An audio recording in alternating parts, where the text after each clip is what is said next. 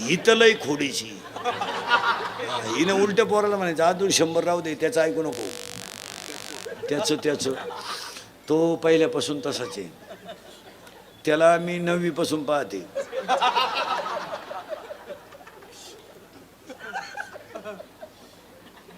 मग आता त्याच्याकडं मोटरसायकल 70ची पल्सर, 10चा मोबाईल, 2-2.5 हजाराचा पायात बूट, खिशात 200-250 रुपये. ते का आला हरिपाठ करीन? ते माझाठलं. मग त्यांनी आता वाढदिवस साजरी करायची पद्धत आणली. घरी नाही करते, त्याला बाप नाही ना. आणि एकमेकाच्या तोंडात घालायचा हॅपी बर्थडे टू यू. लहान आले पोरं खरंय का खोटंय? जोरात बोला, खरंय का खोटंय? आणि मग दारू प्यायलो एकमेकाला बापाच्या नावानं हाका मारायचा, ए रत्या, ए भिक्या. का आला सुधरतील?